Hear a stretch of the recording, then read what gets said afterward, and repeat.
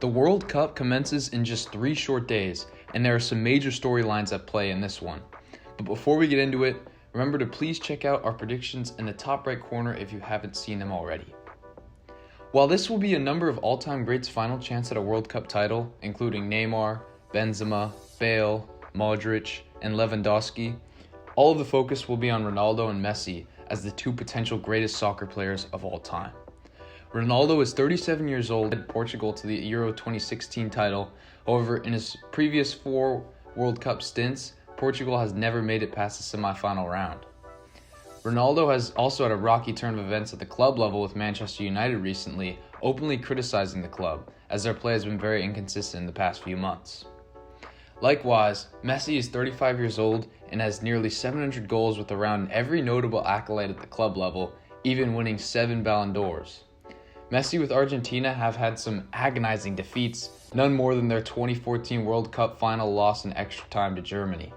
They also lost in 2015 and 2016 in the Copa America final to Chile before finally claiming their first major tournament win with Messi in 2021, beating Brazil in the Copa America final.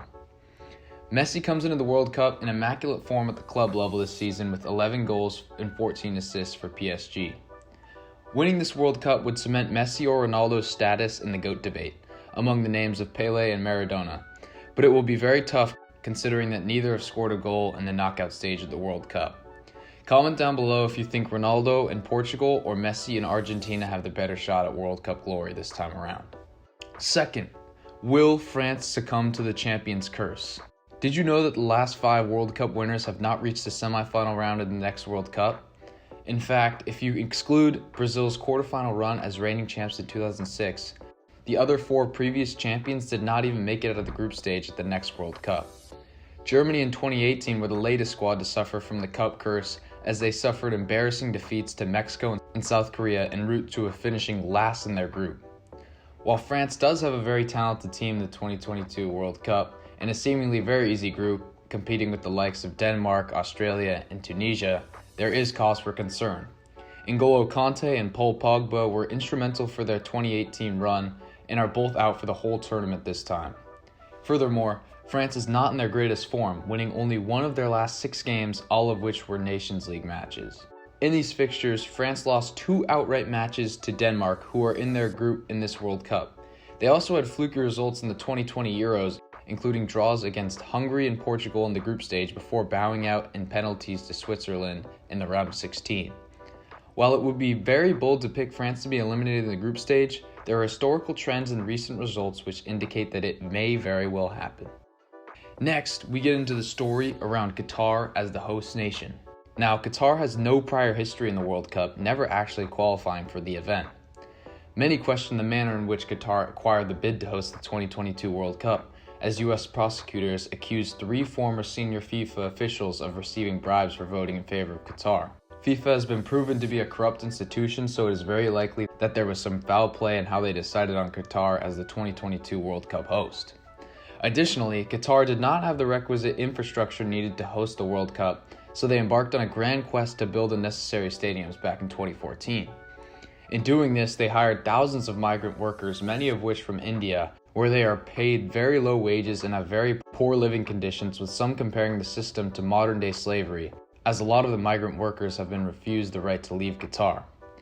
There have been 3 work-related deaths during stadium building and an additional 37 off-site deaths. However, human rights activists claim that there are hundreds of more deaths that have not been reported by Qatar. There are also factors of the World Cup being played in November and December rather than the traditional June and July months, along with the array of human rights transgressions committed by Qatar's government. Beyond all this, we have Qatar's actual chances in the competition.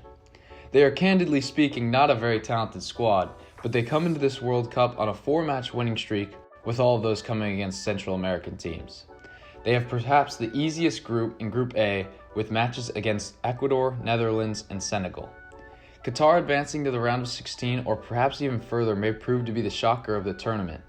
But Russia proved in 2018 that the host can have a little magic. Perhaps the most interesting team coming into this World Cup, considering the cultural impact of it, would be the United States. The US infamously missed out on the 2018 World Cup, and there were vast overhauls made to the team since then. New coach Greg Berhalter has implemented a new aggressive mentality for the team, which has worked throughout qualification and recent tournaments. In the summer of 2021, the U.S. men's national team defeated Mexico in 2 major tournament final upsets, leading to a CONCACAF Nations League and Gold Cup title. Although the team has looked skittish in 2 warm-up friendlies for the World Cup, including a loss to Japan and a lackluster goalless draw to Saudi Arabia, Berhalter leads a very young and feisty team with an average age of 25 years old, led by stars Christian Pulisic, Tyler Adams, Gio Reyna, and Sergiño Dest. Goalkeeping will be a very key topic for the team, as they had a beast in Tim Howard holding down the fort in past World Cups, but now this position might be a weakness. Zach Steffen was snubbed from the lineup, now leading many to believe that Ethan Horvath will be the starter. His play will be crucial for America's success in this tournament. The US has a very manageable group and must get at least 1 point, but preferably 3 in their opening match to Wales. They will then get a shot to upset one of the World Cup favorites in England in their second match before closing the group stage with a must-win game against Iran. If the US successfully reaches the round of 16, many fans will already be satisfied considering the vast disappointment of missing the last World Cup. And lastly, we get to Africa's chances in this World Cup. No African nation has ever reached the semifinal round at the World Cup, and the closest a team came to it was Ghana's run to the quarterfinal in 2010, which ended in agonizing fashion to Uruguay in that tournament. Many believe that Senegal are the continent's best shot at this World Cup, considering they are reigning African champions and are qualifying for their 2nd consecutive World Cup. In 2018, they had moderate success, defeating Poland, drawing to Japan, and losing to Colombia, finishing in a tie with 4 points for second place in Group H with Japan. They also had the same goal differential as Japan and lost out on a brutal fair play rule tiebreaker where they had tallied more yellow cards during the tournament and thus were eliminated. Led by superstar Sadio Mane, Senegal is poised to bounce back from their 2018 disappointment. They have a very easy positioning in Group A, and though they have a tough test with Netherlands in their first match, assuming they can take care of Qatar and Ecuador in their subsequent fixtures, Senegal should find their way to the round of 16. They would then face a manageable challenge like Wales or the US out of Group B, but most likely it would be England, who have made a reputation of choking in major tournaments, so that is a winnable contest.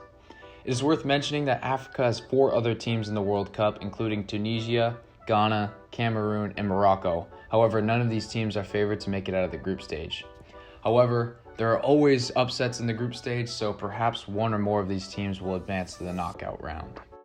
With that being said, comment your favorite storyline coming into this World Cup and predict who you think will win the title.